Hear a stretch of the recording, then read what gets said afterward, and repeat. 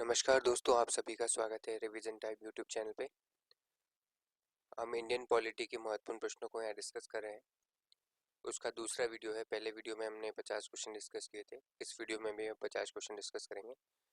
Junior legal officer का paper को हम यहाँ डिस्कस कर रहे हैं।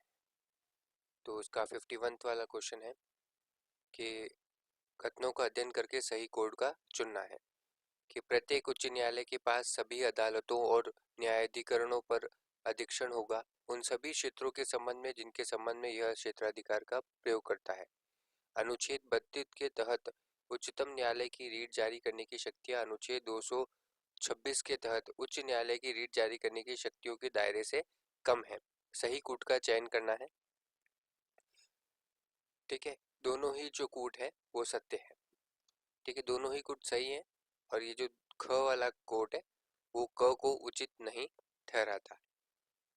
अनुच्छेद 12 के तहत राज्य के रूप में भारतीय क्रिकेट कंट्रोल बोर्ड की स्थिति की पर चर्चा इनमें से की गई है। जी स्पोर्ट्स लिमिटेड बनाम पंजाब राज्य, बंगाल क्रिकेट एसोसिएशन बनाम union of India, Zee telefilms limited बनाम भारत संघ, नॉर्दर्न इंडिया कैटर्स लिमिटेड बनाम पंजाब राज्य। तो इसका सही आंसर होगा जी टेलीफिल्म्स लिमिटेड बनाम भारत संघ। संवैधानिक संशोधन के संबंध में निम्नलिखित में से कौन सा युग्म सुमेलित नहीं है? 42वें संविधान संशोधन में 1975, संविधान अधिनियम 1973 71वां संविधान संशोधन, संविधान अधिनियम 1962 14वां संशोधन, संविधान अधिनियम 1956 7वां संशोधन। तो इसमें से कौन सा सही नहीं है? तो उसका सही आंसर होगा पहला।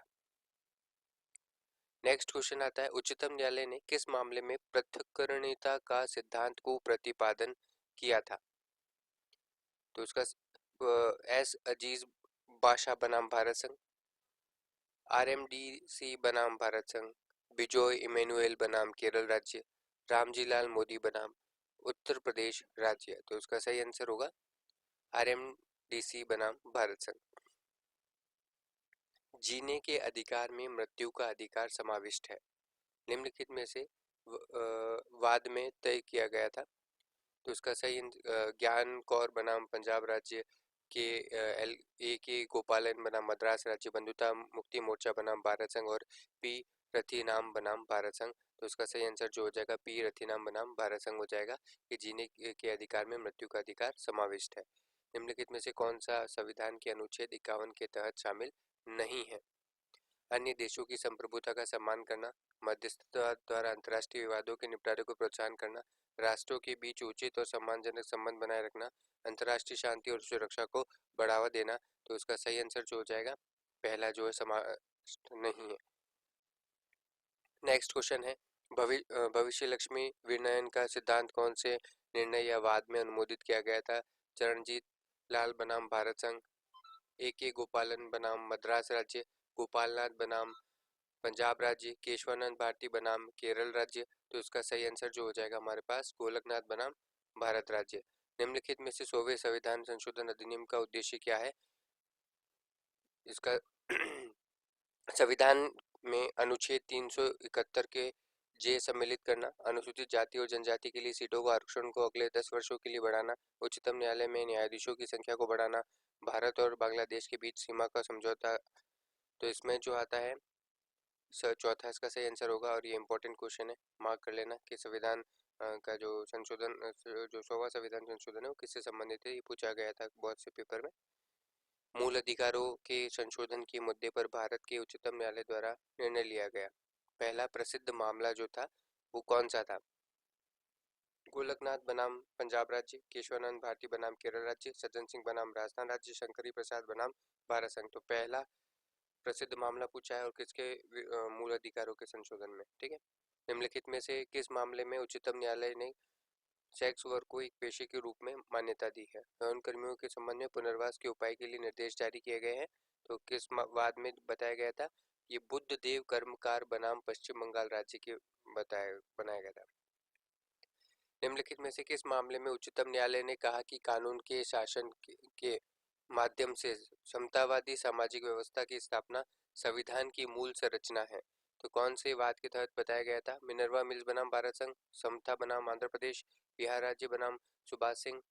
एस नकारा बनाम भारत संघ, तो इसमें बिहार राज्य बना सॉरी समता बनाम आंध्र प्रदेश राज्य के तहत बताया गया था।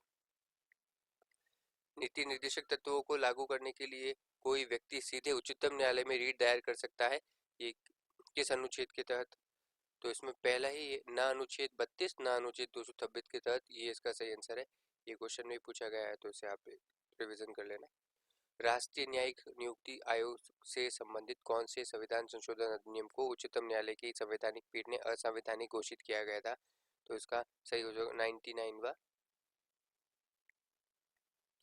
भारत में उच्चतम न्यायालय द्वारा लिया जाने वाला न्यायालय शुल्क निम्न के अंतर्गत आता है? संघ सूची, समवर्ती सूची, राज्य सूची और संघ सूची। तो इसका सीधा सा आंसर है राज्य सूची के तहत आता है। नेक्स्ट क्वेश्चन आता है हमारे पास, कौन सा संवैधानिक प्रावधान जिला न्यायाधीश की नियुक्ति से संबंधित है? तो इसका सीधा सा आंसर आपको पता होना चाहिए, अनुच्छेद नंबर 233, जिला न्यायाधीश की नियुक्ति। इंपॉर्टेंट क्वेश्चन है। अनुच्छेद 14 के तहत अनुज्ञेय वर्गीकरण के कौन सी शर्तें अनिवार्य है? या तो वर्गीकरण को एक बोधगम्य अंतरकों पर आधारित किया जाना चाहिए जो एक समूह से बाहर छोड़े गए लोगों को दूसरे समूहीकृत व्यक्तियों से अलग करता हो, या वर्गीकरण का राज्य द्वारा प्राप्त किए जाने वाले उद्देश्यों से तर्कसंगत संबंध होना चाहिए। दोनों वर्गीकरण को एक बोधगम्य अंतर पर आधारित किया जाना चाहिए जो एक समूह से बाहर छोड़े गए लोगों को दूसरे समूहीकृत व्यक्तियों से अलग करता है, और वर्गीकरण का राज्य द्वारा प्राप्त किए जाने वाले उद्देश्यों से तर्कसंगत संबंध होना चाहिए। वर्गीकरण का राज्य द्वारा प्राप्त किए जाने वाले उद्देश्यों से तर्कसंगत संबंध होना चाहिए। वर्गीकरण को एक बोधगम्य तर्क पर आधारित किया जाना चाहिए, समूहीकृत व्यक्तियों से अलग करता है। तो 66 क्वेश्चन है, इसका आंसर है सेकंड, दूसरा आंसर है। ये लीगल ऑफिसर का पेपर है तो उसी के लिए ज़्यादा इंपॉर्टेंट है, बाकी पेपर्स में इसका इतना नहीं पूछा जाएगा ये क्वेश्चन। निम्नलिखित में से कौन सा कथन जो है वो असत्य है, बताना है। अधीनस्थ न्यायालय अभिलेख न्यायालय है। उच्चतम न्यायालय और उच्च न्यायालय दोनों ही अभिलेख न्यायालय, ये सत्य हो गया। उच्च न्यायालय एक अभिलेख न्यायालय है, ये सत्य हो गया। उच्चतम न्यायालय एक अभिलेख न्यायालय, ये सत्य हो गया। असत्य कथन पूछा था तो 67 का पहला हो जाएगा। अनुच्छेद 124 के अधीन राष्ट्रपति अपनी किस शक्ति का प्रयोग करता है? तो सीधा सा आंसर उच्चतम न्यायालय के न्यायाधीशों की नियुक्ति। अनुच्छेद नंबर 124 किससे संबंधित है? तो ये एक इम्पोर्टेंट क्वेश्चन हो गया। नेक्स्ट, भारत के संविधान के अनुच्छेद 13 के खंड 3 ख के अंतर्गत प्रवर्त विधि का अर्थ है। प्रवर्त विधि का अर्थ क्या होता है? विधानमंडल के द्वारा बनाई गई विधि। अनुच्छेद नंबर 13 खंड 3 ख के अंतर्गत किसका मतलब पूछा है? प्रवर्त विधि का। तो ये क्वेश्चन भी इम्पोर्टेंट है। निम्नलिखित में से कौन सा कथन जो है वो है सही, बताना है आपको। संविधान के अनुच्छेद 215 के तहत प्रत्येक उच्च न्यायालय का अभिलेख न्यायालय होगा, सत्य।